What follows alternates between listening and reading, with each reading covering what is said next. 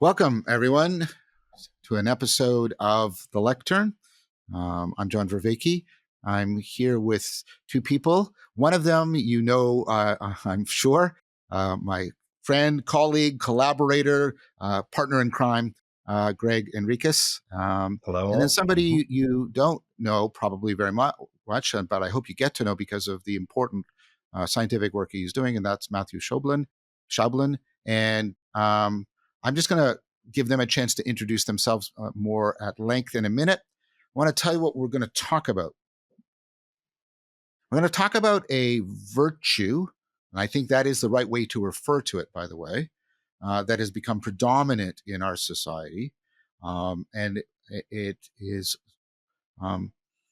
maybe it's hard to tell. Autonomy and this virtue, namely authenticity, I think are the two premier virtues that were given to us by modernity.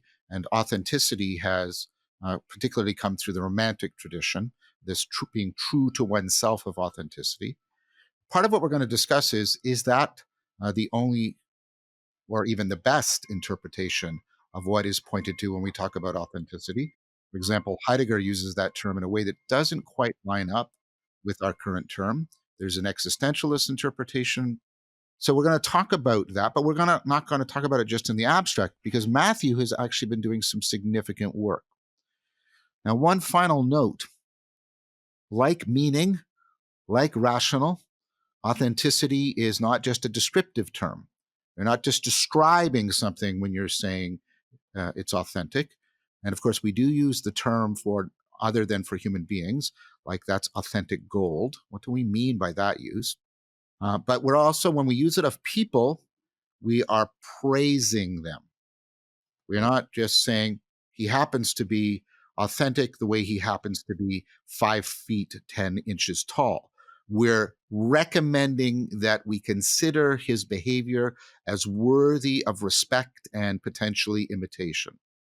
And in that sense, it has normative in the philosophical sense as involving an ought. This is how human beings ought to be, how they should behave.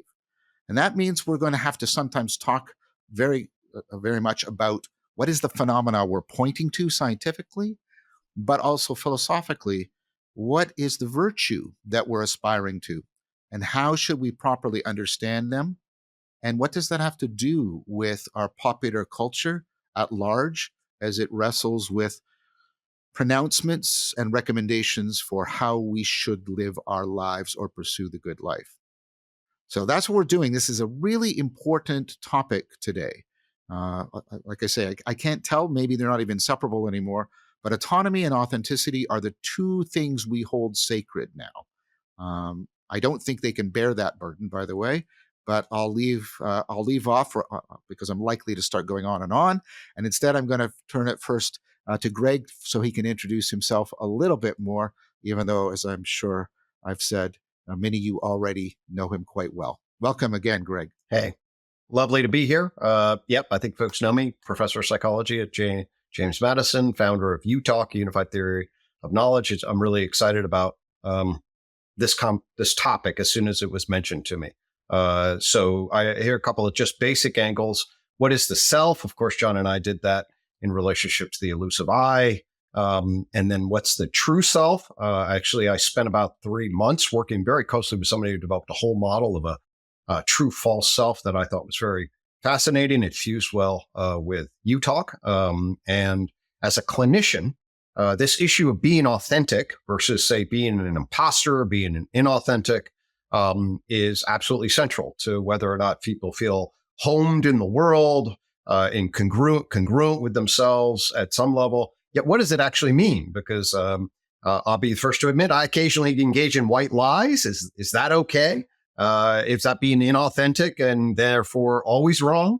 These kinds of issues about what is authentic, what's inauthentic, what's adaptive, what is the normative structure about what we should be, how does it relate to the concept of the self?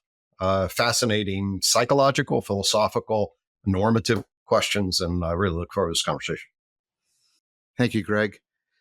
And now, Matthew, please introduce yourself, and then I'll ask you to take it away by introducing some of the empirical work you've been doing and some of the theoretical reflections you've brought to bear on that, and then we'll just take it from there.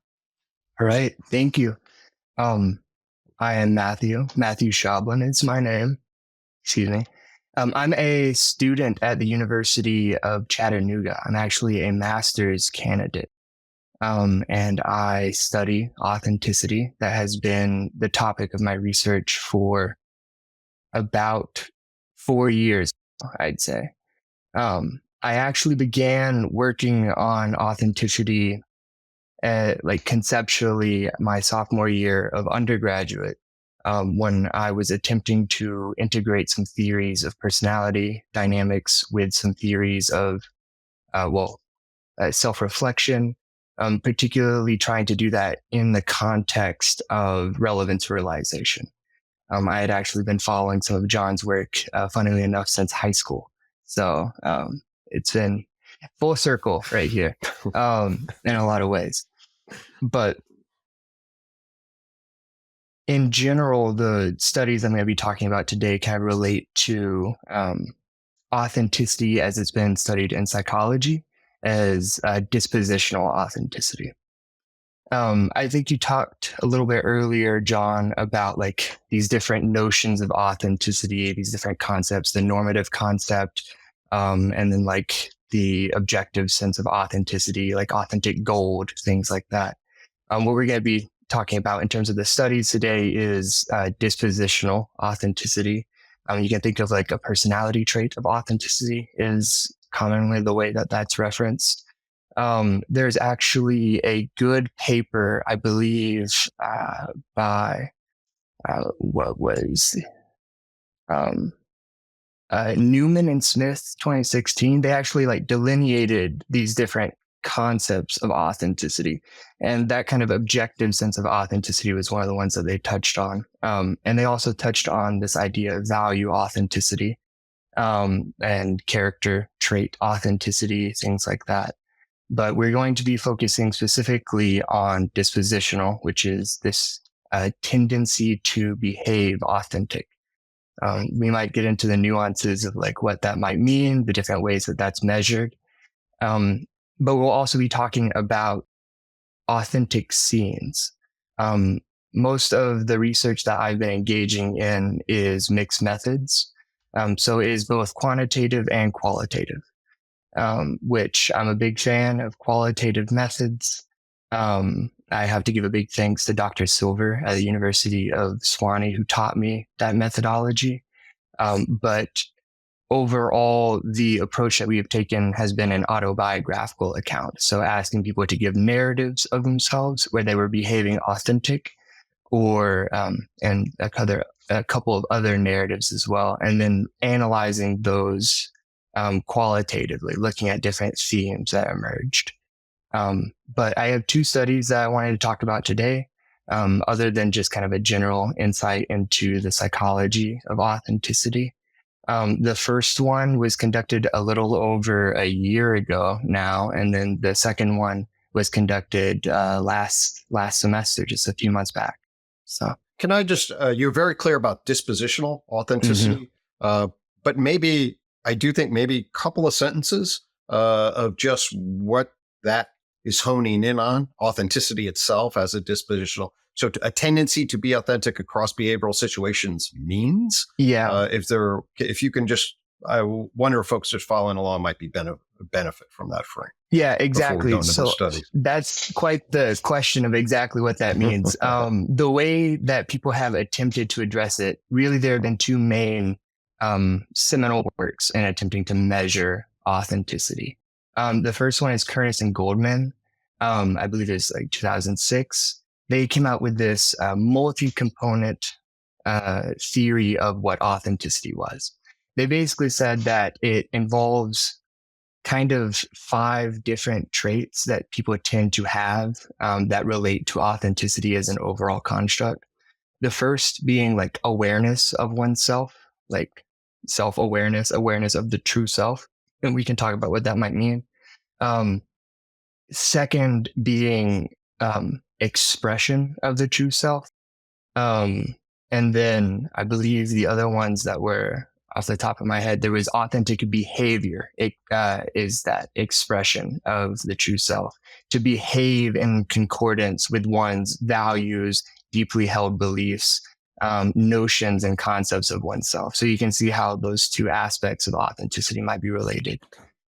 Some other aspects that they really wanted to emphasize was relational authenticity. So the idea of authenticity as it is between oneself and other people, the tendency to express oneself to other people, kind of as one sees themselves internally.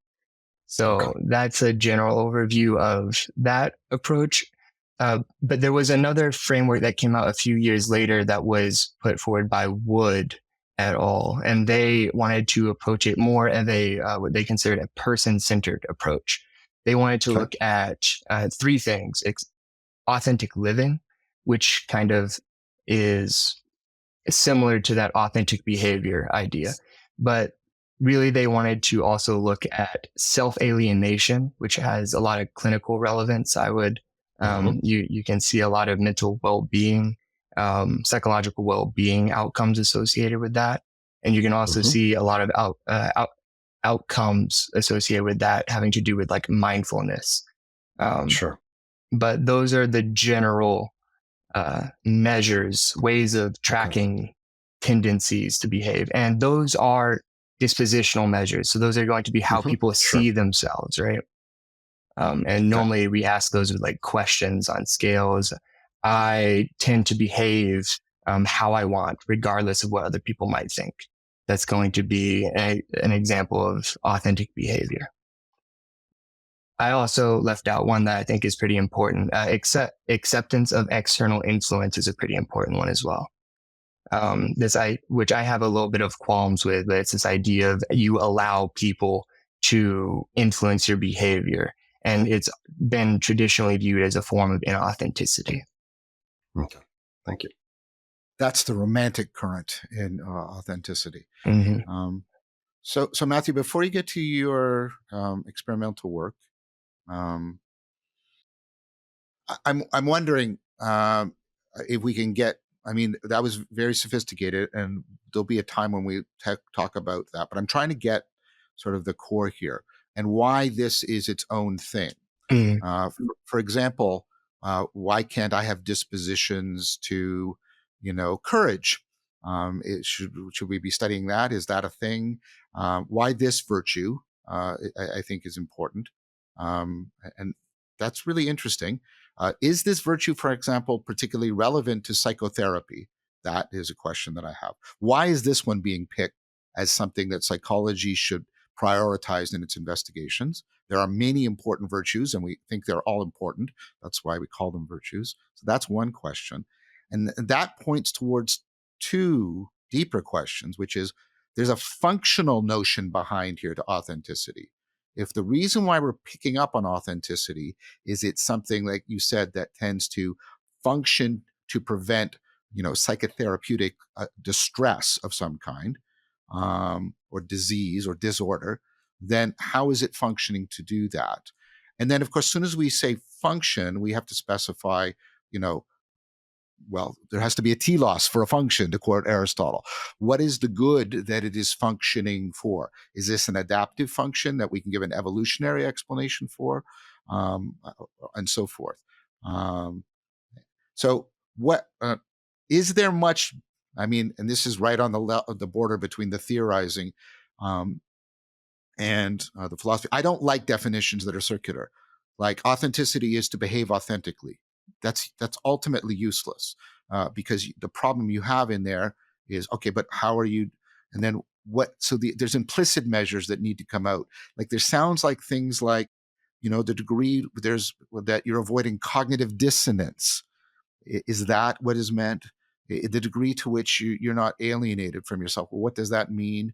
And so how much is given to those very central questions of function and telos that are deeply presupposed by, first, the choice of this as something that should be given this kind of psychological investigation, and secondly, right, the way in which that choice is dependent on some implicit idea about the functioning and the goal of authenticity. Mm. Yeah. So I think you picked up on something there when you were pointing towards it's why this virtue or why this value in particular. Yeah. And I think we do owe a lot to the clinical tradition. I mean, you can think of Carl Rogers, and then the more theoretical approaches to like self-actualization with Maslow, these humanistic traditions that come down. Whereas there's this view that to be healthy, especially coming out like the 60s, there was this idea of to be healthy was to be true to yourself, because there was seemingly some deeper meaningful engagement with the world that you had access to if you had access to your true self. And I believe that in addition to unconditional positive regard was a big, those were the things that were being strived after in a lot of those clinical settings. But I mean, the idea of authenticity as a value, I mean, as you mentioned, it at least goes back to Heidegger and the romanticism, all of these things. But I think ever since Kierkegaard, really. But and there's something important in the way that Kierkegaard approached authenticity that I think has kind of descended down to us. And you can see it kind of in the background of the more philosophical side of this discussion, and how it's influencing our pop conceptions of ourselves and our psychological conceptions of ourselves, where there's this idea of authenticity as true being. That was a more direct and literal and translation of the word that he used for authenticity, although it's commonly translated for authenticity. And you can see like very direct influences on Heidegger and Sartre and all the way down into like the humanistic tradition and all this. But I think this idea of true being is, I mean, I think it was last year or the year before where authenticity was the word of the year.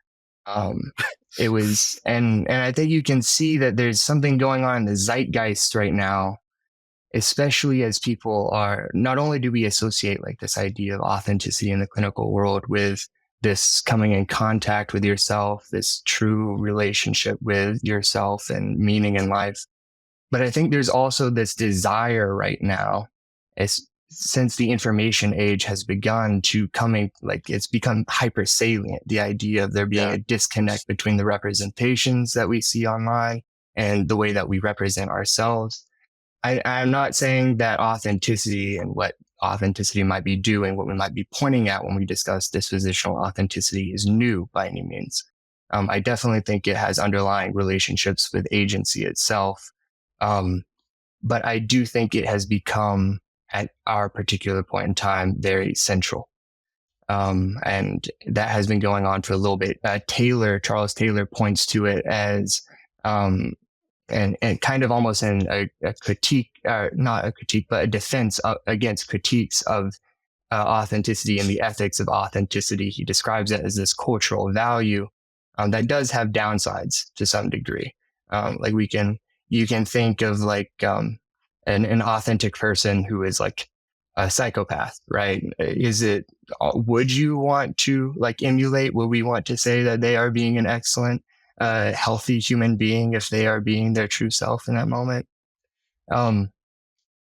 But to like touch base with the psychological drive, the desire to measure, I do think that initially, this authenticity measurement attempt to get a grasp on it objectively, came from this drive to want to measure self-actualization, self-development, these humanistic values that kind of descended from or were emphasized by clinical approaches and have since kind of like become central to our kind of cultural moment. And I think one thing that is commonly also discussed, and I think even Taylor touched on it a little bit, was this idea of it as a Western value, particularly. And I think one thing that has also kind of spurred it along a little bit is research in authenticity across the world. and across different nations, where it's actually been kind of established to be prevalent in other cultures other than Western cultures, kind of antithetical to those common critiques. But Okay, there's a lot I want to say, and then I want to hear what Gregg has to say. First of all, that was a fantastic answer, Matthew. The way you move so smoothly between the psychotherapeutic and the philosophical literature, and I agree with you, finding Kierkegaard as sort of the pivot point where this really comes in. Um, um, although I think he's deeply influenced by Romanticism. Now, there's a whole bunch of things here that come out. There's multiple invocations of true, and these are none of the standard invocations of true. This is not that the semantic content of a proposition somehow refers correctly to the world. You have to be true to, what kind of truth is that? True to the true self, which means something like what? And that goes deeper into true being. And you're right, that's a better way of translating Kierkegaard. And this has got echoes of Neoplatonism hidden deeply in it. And self-actualization comes out of somehow. And then you're into this weird paradox, right? It sounds like the true self is, something we have that we have to, and that's static, and we have to come into proper relationship to it. But it's also something we're aspiring to that we don't yet have, that has to be properly actualized and developed and cultivated, and it involves self-transcendence. And those are some of the critiques that people have made against authenticity, that it's ultimately a deeply inconsistent picture. And first of all, it invokes truth without telling how these non-standard uses of truth apply here. True to, what does that mean? What does that mean? And the true self, or even your true being, this is some sense of realness here that isn't properly disclosed.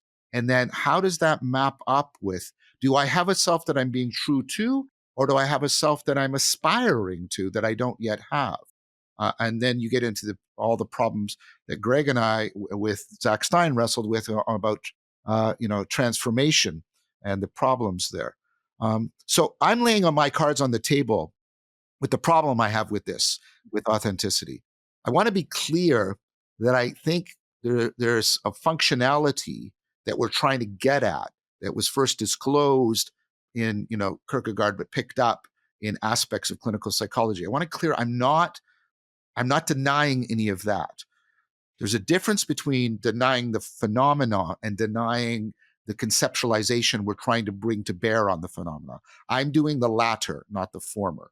And I'm worried that this notion of authenticity, that it vacillates between a romantic notion of a true self that you have, and it's a monadic self, and you have to be completely self-contained and self-referential, and a Neoplatonic sense of self in which you're a individual and you are aspiring to, connect with your divine double, to use the ancient language, or self-actualize or self-transcend, like Maslow said. And I find that an inconsistent framework, or at least deeply paradoxical.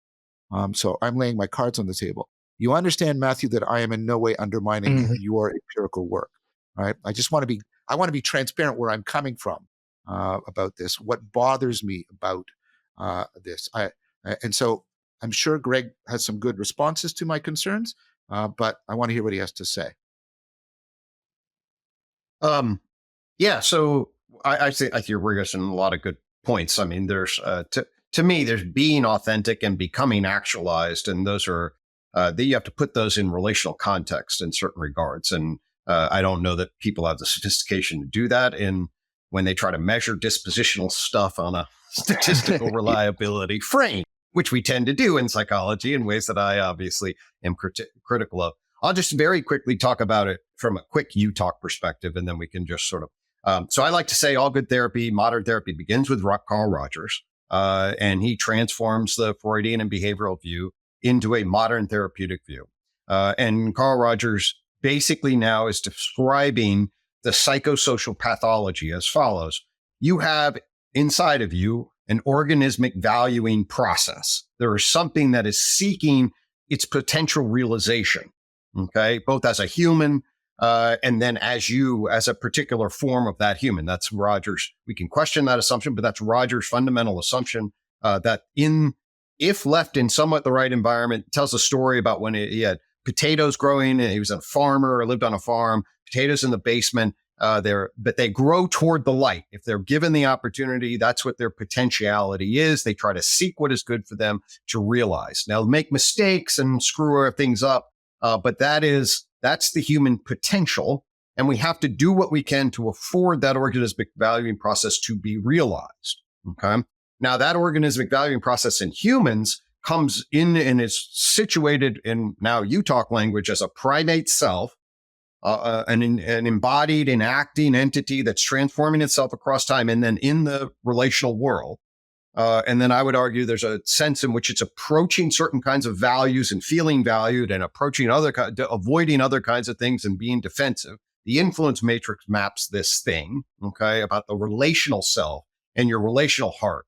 To me, authenticity is a psychosocial relational thing. If you're alone on an island, authenticity is, and if you have issues there, it's only because your history of the way you were raised. Okay. Authenticity comes in the social matrix. And then we're also ego, according to you talk, you're an ego, you're a narrator on that primate, and you are a persona. And I identify the Rogerian filter as what between the private ego, my narrator, and the public. That's the private to public. And I identify the Freudian filter as the ego down into the core experiential self. And so for me, the issue is when I see somebody therapeutically, very often there's enormous conflict between the domains of self. How am I to other people? My persona. How are they going to accept me? How are they going to love me? Can I fit into that? Who am I? What do I think I ought to be? Do I live up to that? How do I manage my actual ideal relations? And how do I feel as an embodied entity about myself? Okay. Authenticity and related terms like congruence in person is fundamentally about the idea is that judgmental others put contingencies upon you in contracts, in contexts across systems and roles. And then you have to be a certain thing. Okay. And Rogers at least said to the extent that you sacrifice that contingency, you have conditional love, you then become something you're not.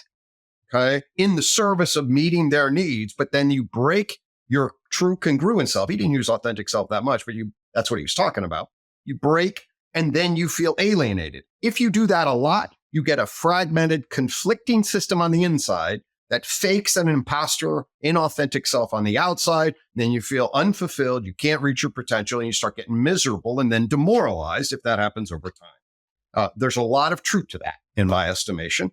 And so the idea that we want to coherently integrate these different relations, manage our filtration to be at some level congruent and true to ourselves. If you're systematically an imposter in the world, lots of good reasons. So living the persona as you hide your ego private, that results in all sorts of different kinds of things. So for me, one thing I'll say right off the bat, inauthentic living, tough, tough to go through life, faking it and pretending and trying to be something that other people approve of as you yourself feel empty and confused and uncertain about what you are. That's living the false or defensive self life. So I'll leave there. Mm-hmm. I'll just say one thing and then I'll turn it over to you, Matthew.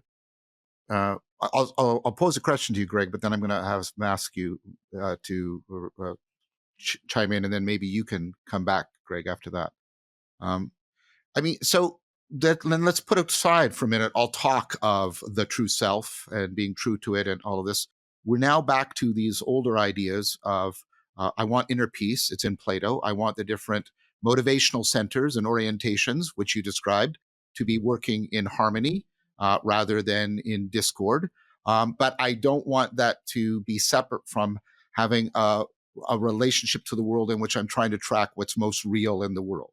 And now we're just back to, we're just masking a deeper idea, the idea that we have these two meta drives for inner peace and contact with reality, with this term, authenticity, that is bound up with notions of true self and all of this stuff and it's not just, do you see what I'm getting at? It's confusing something and distracting us unnecessarily from, I think, some very deep and important points. So I'll let Matthew go. Gregg, can you hold your thought, because I know you want to respond? Yeah. Yeah. Wait, Perfect. I'm going to try, and so many things Yeah. are in the air. I'm going to try and grasp onto them and cling. So one important thing that came to mind to me that I wanted to touch on. I am also a classicist. I think we've talked about that a little bit, John. So invoking Yes. Aristotle and have one's telos is, I think, very appropriate.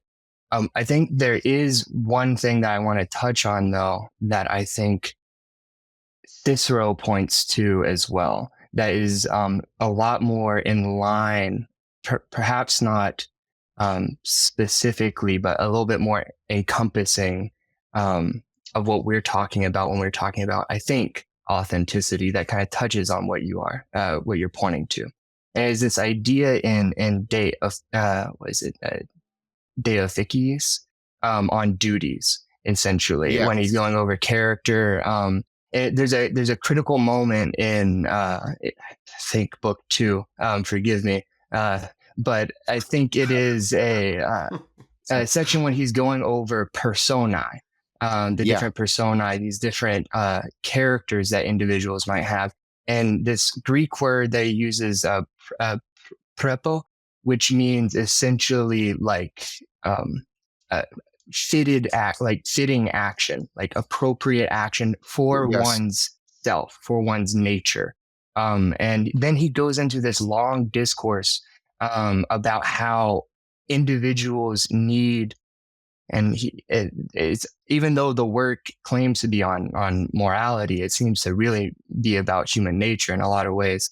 But he goes into how individuals need to learn how to almost accurately represent themselves. That way they can know what is appropriate action at a given moment. And he discusses this after posing a problem at the beginning of the work, where he's critiquing past Stoics and Aristotelian thinkers for this idea where they want to pose in their morality and their ethics, where you need to find the appropriate behavior, right, for your telos. But what happens when you have more than one good, right? Mm-hmm. So, and to bring this back to Gregg's point, what happens when you value the relationship that other people have, or this view that they might have of you, but you also value this way of acting and being and becoming in the world, and there's this conflict right there. And I think an idea that he's trying to point to is that you have to engage in this process of coming back to yourself and looking at what is appropriate for you as an individual. What is your nature? What is your station? Where are you in context of society? And obviously he's a Roman, so that plays a really big part for him. But I think nonetheless, I think that's a little bit of what you might be pointing at, Gregg, when you're talking about this relational authenticity, how it seems to be nested there pretty importantly. And I think that there is something about this true nature, this being what is appropriate for one's true nature, that really resonates with, like, it's so easy to return to Kierkegaard, this idea of appropriating different behaviors or different roles that seem important or critical to you as an individual. I think his notion of authenticity was really dialectical and was really reflective. And it was this balance between looking at not just what exactly is he saying? He's saying to be in despair is to think that you have an accurate concept of yourself at a given moment. And to be in despair is to also give up on the process of gaining insight into your current state. That is inauthenticity for Kierkegaard. And I think for this humanistic approach that seems so critical to the clinical dimension, is it's this dialectic between what one wants to be and what one could be. This potentiation problem that we have to deal with. And I do think that that is critical, but I don't want to take up too much. I could go on that forever. I want that's a great answer. to pass it to Gregg so he can get it. I know you can only hold questions in for so long before they got to come out. But yeah, I mean, I'm not a classicist, and I don't know, I'm learning about Plato. I'm a Utah guy, so I know what my little system built, and then I look at the lens, and obviously I have expertise in psychotherapy and whatnot. So in terms of the history, whether this is and I'm not of the opinion that that the concept of authenticity needs to be part of my deep metaphysical vocabulary. There may well be, for me, lots of other ways to describe it, and maybe the Platonists got this right, and I wouldn't be aware of it. I just keep going back to Rogers and my own seeing what he was talking about, the map of mind, consciousness, human consciousness that I use, and say that, this struggle between self and society, the struggle between self and other in relation, the negotiation of that, the layers of potential domains that could come in conflict, and how those things get navigated, and whether or not you are approaching what it is that senses your potential. This is one of the key distinctions we made when I was doing, there's a valuing affordance process that pulls you in at the base level of behavioral investment, the approach system versus the avoidance system. Okay. Like, oh God, I'm afraid of this, therefore I create defenses against. Both psychodynamic and humanistic people are very clear that if you live in the defense structure and the avoidance structure, that's a very different way of then living in the approach structure. I think authenticity relates to that. One last thing I'll simply say is I do think this is an issue for modernity. We keep talking about the Renaissance, pre-Renaissance, pre-modernity, the power of society, power of Christianity, the power of societal structure, the self. You just were a cog in the wheel in society. If you're born a serf, you live a serf. You don't really get to move all that much. I mean, the system places you. In modernity, the idea is like, be what you can be relative to the economic potentials and all sorts of particular types of things. So the potential for the subject to be self-defining radically changed over the last 500 to 700 years for sure. And I think the United States, North America, you can decide, but the United States itself has this entire drive to realize your individual potential. So I think this is also be true to yourself and authenticity / autonomy, where the values are coming, twisted or not. But that's why it gets so much emphasis, at least in the modern societal normative structure. Yeah. So Gregg, you touched on something I think really important in terms of this idea of these possible selves that we could have, these potential selves that we could have, and then also this idea of autonomy, self-governance, kind of. And I do want to point not to harp too much on obscure Greek words, but I think the word authenticity, there's some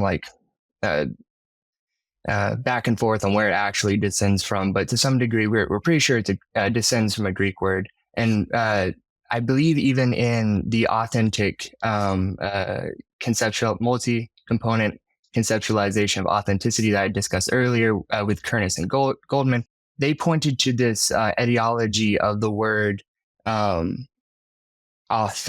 which means self-governing, to be self-governing essentially. And I mean, you can think of words like autonomy, self, nomos. Yeah. To contrive rules for oneself.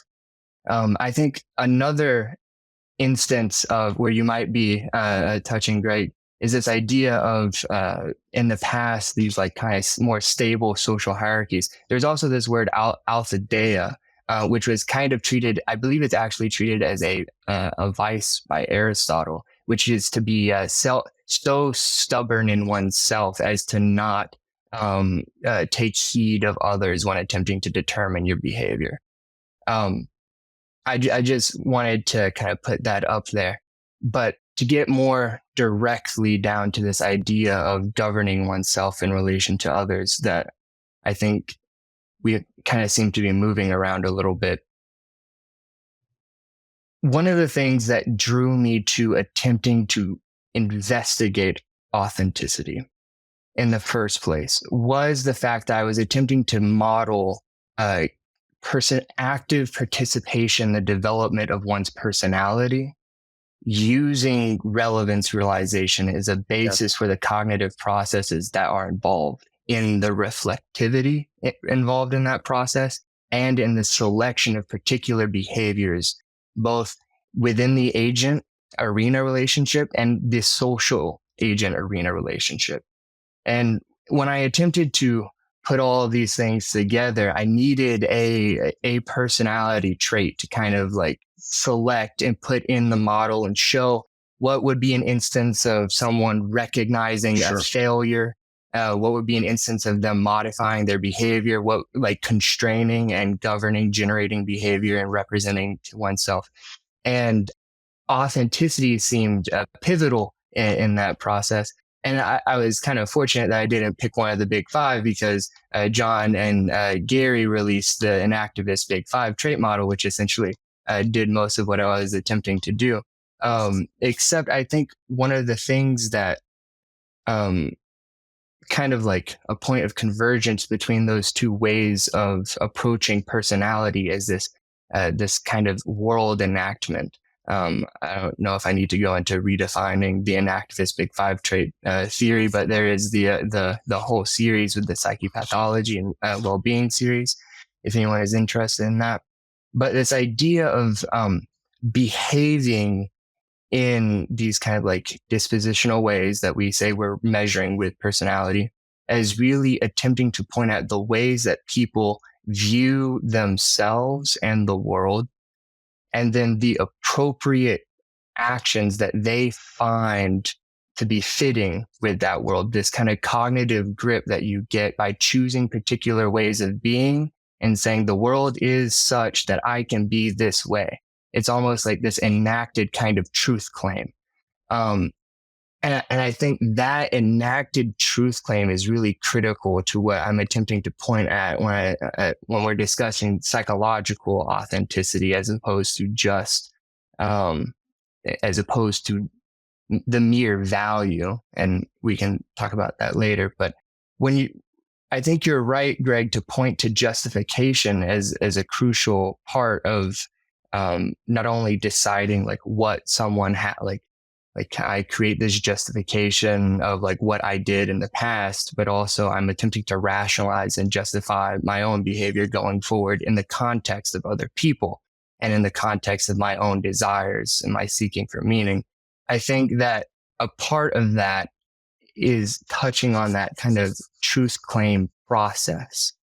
And I think that participation in that, in reflecting on those truth claims, those enacted truth claims, I am this kind of person, so I am going to behave this way because the world is such that I can get a grip. That, I think, is a pivotal aspect of authenticity from a cognitive perspective.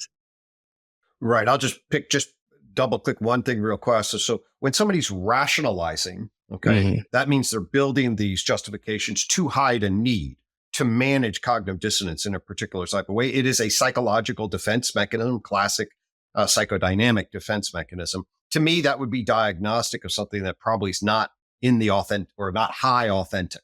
Okay. So rationalizing. So we can even utilize in terms of the dynamics of justification. Is that a justification that's a network of propositions that explain something? A rationalization adds to that actually it blurs certain things to hide a need out of a threat. Those threat dynamics that somebody's defending against, that probably then is when that's happening, you could then say those are inauthentic dynamics potentially, or at least that would be a kind of class. Anyway, so. I think that's really valuable, because in particular, I think you can look at some of the more recent research on authenticity that has attempted to put it in the context of things like authenticity and Machiavellianism. And there's really some like bipolar natures with authenticity. And I think that kind of rationalization, whether it's for yourself or for the manipulation of others, I think it does tend to be in the opposite direction of authenticity or inauthenticity. But this is very helpful, because I like the way you just did, Matthew, about the optimal gripping, and you pointed to certain kinds of opponent processing. There seems to be two tensions here. One is the tension between identification and participation, And then the other one seems to be a tension between our nature and our sacred self, our ideal. So our natural self and our ideal self seem to be in tension with each other. And I'm getting the sense that, and both correct me if I'm wrong, I'm getting the sense that you're both pitching the normativity. What I'm trying to get is, how is authenticity guiding behavior? Right? If it's not guiding behavior, it's useless. Right? Like, right? I know what it is to be honest, and I know how that is to guide my behavior. Right? And I keep saying, what is it? And if it sounds like, well, inner peace, contact with reality, and then you want to put more on it, which I appreciate, which is okay. But there's these, there's these tensions between identification and participation, between my given nature and my aspirational nature, my first and second nature, if you'll let me put it that way. And I'm trying to get the optimal grip between those two. And that's how authenticity is guiding me. It's telling me, look for the balance point, which is constantly going to be shifting, relevance, realization, the environment, but look for the balance point, right? The optimal grip within these two tonos, right? These two tensions. And that's how it can guide you. Is that landing for you? I'm trying to get, this is what I keep coming back to. What are we recommending? I mean, I think our culture is doing a really shit job at this. Right. Okay. Right. What is it recommending we do when it tells us to be authentic? And I'm trying to get, and you're both helping a lot. I'm trying to get at, okay, like there seems to be the telos of inner peace and connectedness to reality, but then there seems to be the virtue of getting the optimal grip between identification and participation, between one's given nature and one's aspirational nature. And I wanted to know if that's landing. So I think it is in the same way that an activist Big Five trait theory framework poses these kind of opponent processing relationships that help govern behavior that are grounded in relevance realization. I think that there is important opponent processing elements that are really constitutive of the process by which we not only develop these different aspirational self-concepts, but also enact them. Yes. I think you are right to delineate between congruence and self-actualization, Gregg. I think that to some degree they are in what seems to be almost like an opponent processing relationship, where yes, you can have these ideal. Kierkegaard, again, he says to think you understand yourself is to instantly be in despair, to be in inauthenticity, but also to think that to give up on the process, to think that it's impossible to know yourself is the same, but also to behave in a particular way and think that that is the absolute way, this particular way of being is inauthentic. I think there is this trade-off relationship for sure. All right, go ahead, Gregg. No, it totally makes sense. I'm definitely having I often use doing, being, becoming kind of vectors in relation to various modes. And certainly as you're talking, John talking opponent process is like, being authentic, becoming actualized relative to what you're doing. All of these, and these are opponent process. They're different modes. They need to be related in a particular way. They emphasize different facets, but they're networked together, or if they're going to be done well, they would be connected together in a particular kind of way, as far as what I'm hearing as the concept unfolds. Mm-hmm. So one thing that I think might that has actually recently just developed, there's a new model that was put forward last year, I believe. It was put forward. The authors are escaping me off the top of my head. I want to give them due diligence. I will return that in just a moment. But it is the SAFE model of the state of authenticity. And the SAFE model posits that the state of being authentic is, to some degree, is a fittedness is a felt fittedness between one's self-concept. There are three components that contribute independently. And they have some evidence to support this.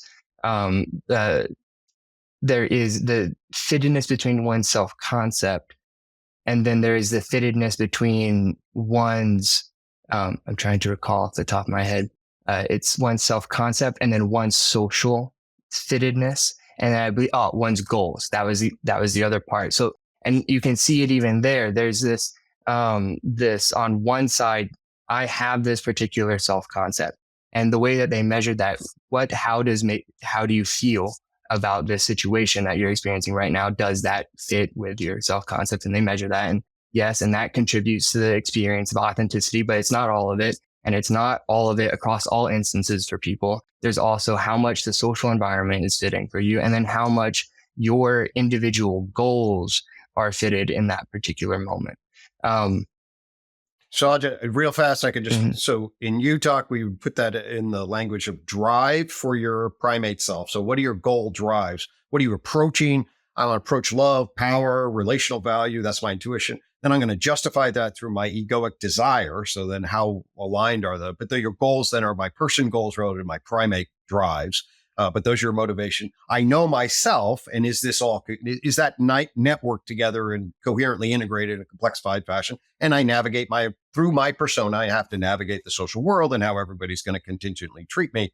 The binding of that, to me, you bind that together, you're going to get an authentic actualizing path potentially. And that's what we're, you add some little contingency stuff on well-being and what you're doing with other people. And now all of a sudden you're this sort of like, oh yeah, be true to yourself, your goals, your concepts, navigate with other people, allow yourself to realize all you can be at some level in a simplistic way. I do want I just want to be clear. So the language of true to in that there, Gregg, sounds like the language of like conforming contact, like being coupled to, being bound to.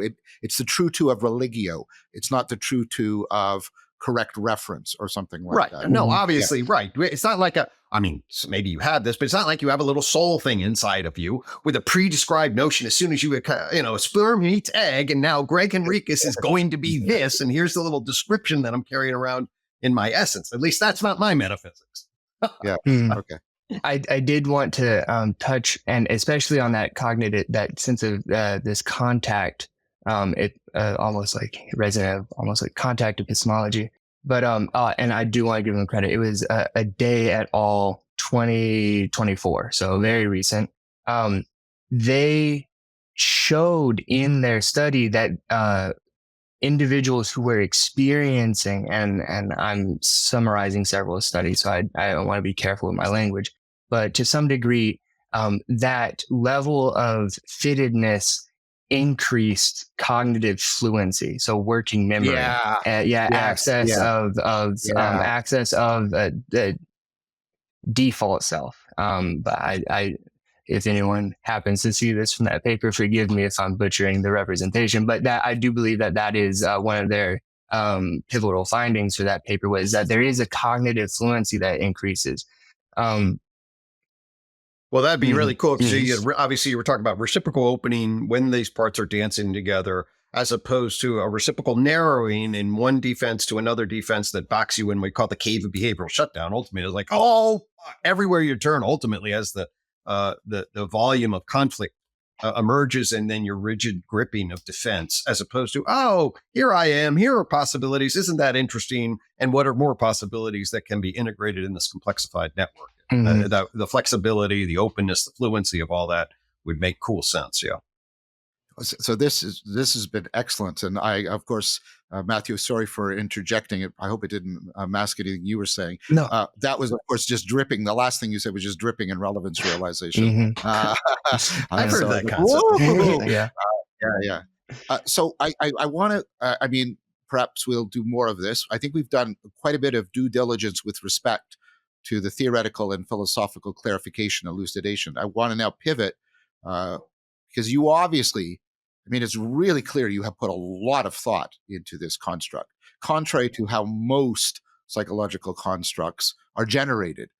You have done a lot of philosophical education and a lot of theoretical reflection, a lot of synoptic integration, and I want to praise you for that. and then I want to see, like, how did you bring that? Obviously, you can never bring your comprehensive framework to a particular experiment. But I want to now move to the experiment and see how the experiments are in light of this larger theoretical project you're engaging in. Well, very kind. I appreciate the kind words. Yes, so it is very difficult to bring everything down to a particular lab setting. And in our case, we didn't even use a lab. It was we collected data in classrooms at our university, particularly not at my current university at UTC, University of Chattanooga. I collected this at Sewanee University, which was the University of the South, my undergrad, excellent university. I had the excellent fortune of having super supportive mentors and professors there. And I said I wanted to touch on two, but just to give a little introduction into how all of this started initially. There is a third one. I'll go over it incredibly briefly because I think it sets up the other two. When I was first taking research methods, the first study that I conducted was an attempt to measure the sense of essentially what I was very poorly conceptualizing as authentic narrative agency. And essentially all I wanted to do in that study, and thank you to Dr. Morgan and Dr. Mendez for allowing me to do a very convoluted study in the course of a semester as an undergrad for my first go at it. But it was attempting to make second person narratives, you can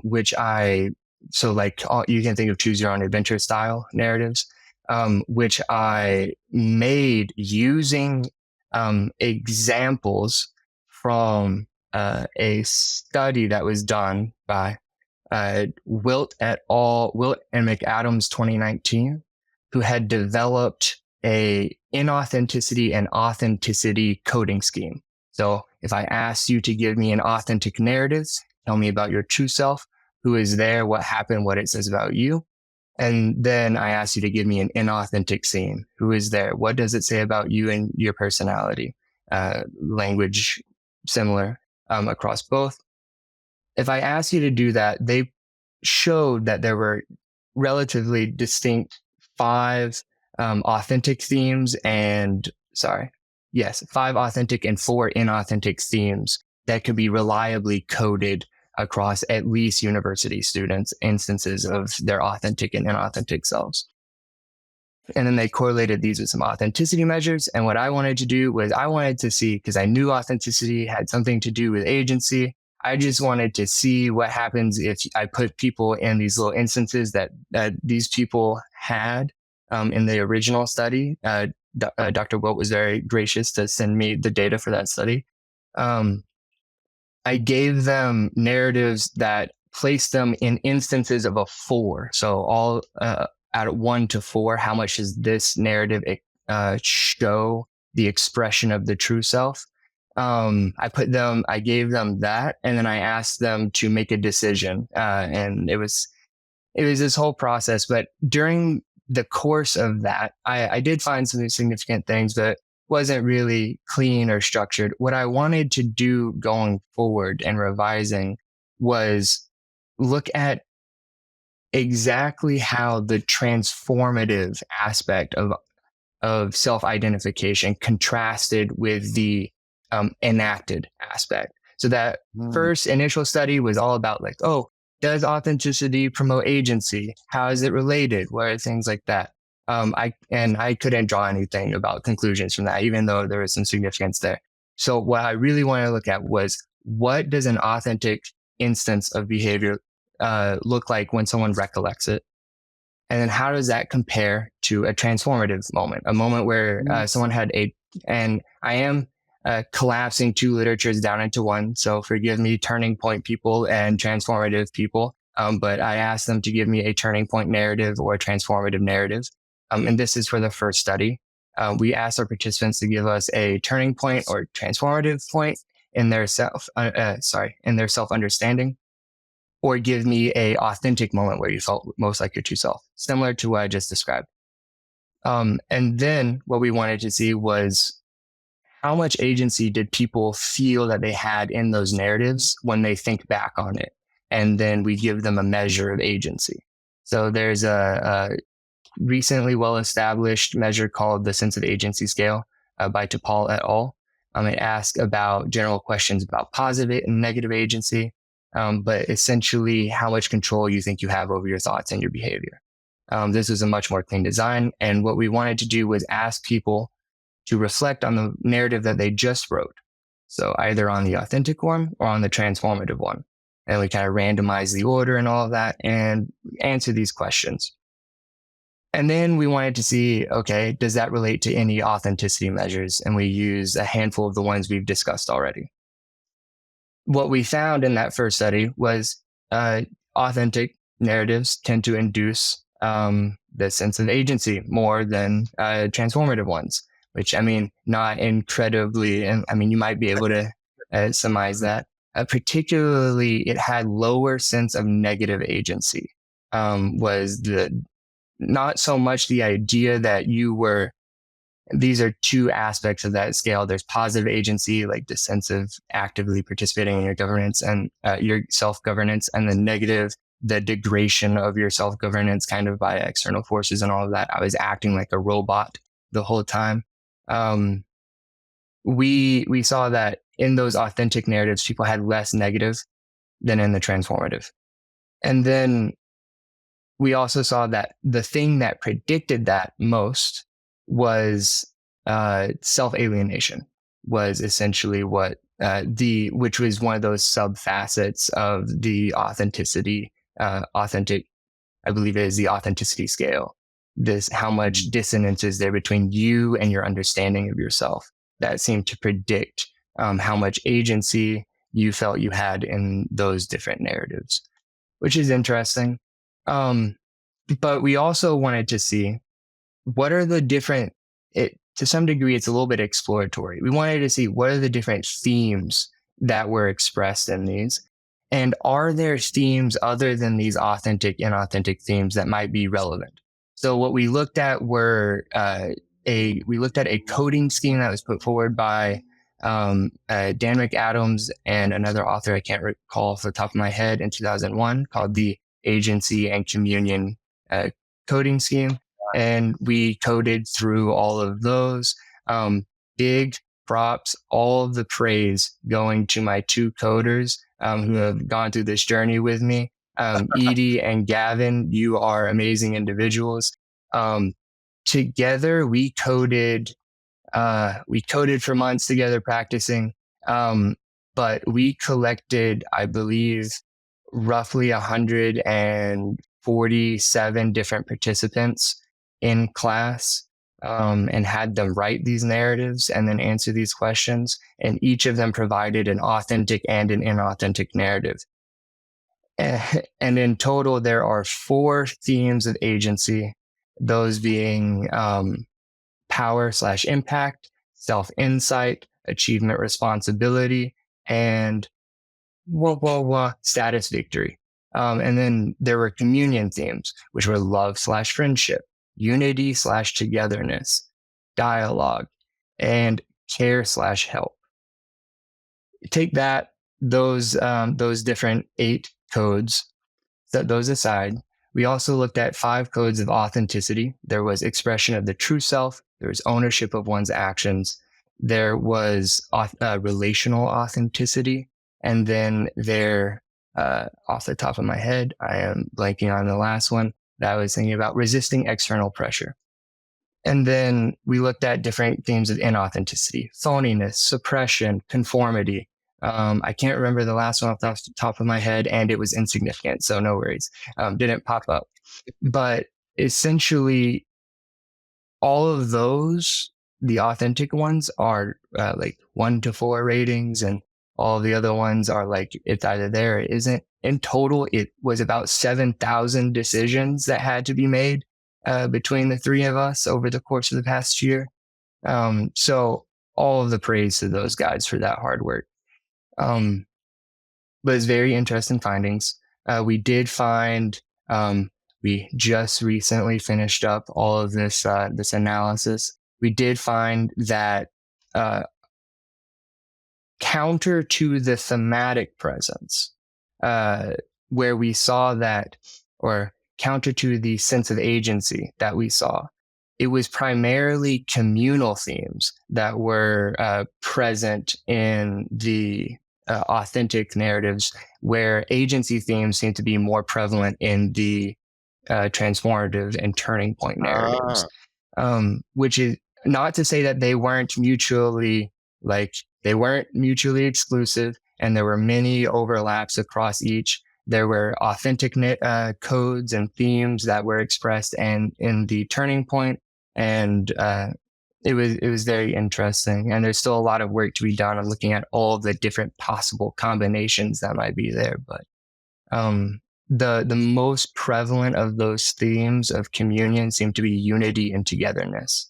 And then I believe in terms of the agency themes that were most prevalent in the authentic scenes, it was, I believe, achievement and responsibility. So just to give you a sense of those findings. First of all, just fascinating work and very, very careful and obviously very extensive and exhausting. And so I share your praise of the people who had to do the laborious and often boring coding. And thankfully, there's people like that out there still doing really good science. So, and just because we're running out of time and not out of disrespect to them, what do you think are the key takeaways? So we've had this powerful discussion. We came sort of this idea, we sort of moved towards an idea about how authenticity is a guidance to us. And then what are the key takeaways? So we had sort of some of the key takeaways from the philosophical reflection. What do you think are the key takeaways from this empirical work about how we should understand what we're pointing to with the term authenticity? Mm-hmm. So key takeaways I would point towards is the idea that compared to moments where we feel like our sense of self is changing, when we believe that we are behaving in accordance with that, or we feel like we are being afforded some kind of concordance, we tend to feel like we have more control of our behavior. Potentially. That might be what we're saying there. Really, there's all this context you have to take into account with the actual design of the study, where we're actually looking at. But it does seem like there is a relationship between agency and authenticity to some degree. And most commonly, it's not going to be particularly self-centered, I did this kind of be like instances where we are going to recall that. It's going to be more or less moments where we feel, as the literature points, we're going to feel more positive affect. We're going to feel more flow. We're going to feel more cognitive fluency. We're going to feel more gripping in the world. And that might be why self-alienation, where having less self-alienation had predicted higher sense of agency in those moments, right? So we can think of that potentially. But we also see that being in unity and harmony with other people tends to give this sense of authenticity. And that may be because we value being in harmony. And it may also be because being in harmonious fittedness with other people affords us this kind of fluidity with respect to ourselves. Also potential self-correction and all kinds of stuff like that. Yeah. So that's interesting, because what you're drawing from the empirical literature seems to be converging with what was coming out of the philosophical reflection. I want to hear Gregg's comments, and then maybe we could do so Gregg's comments first, and then the last couple minutes, literally two, around, there seems to be, and we'll pick this up on our next conversation because we're going to have another one of these, because we're not done. And maybe what I'm asking for is, after Gregg's sort of reflections on the empirical findings, maybe just we can broach the question, not try to answer it, but okay, what kind of cultural critique comes out of this? How do we critique now the everyday notion? And I said critique, not criticize. How do we critique the everyday notion of authenticity in order to better afford what authenticity is actually seeking if it's properly normatively understood and empirically substantiated?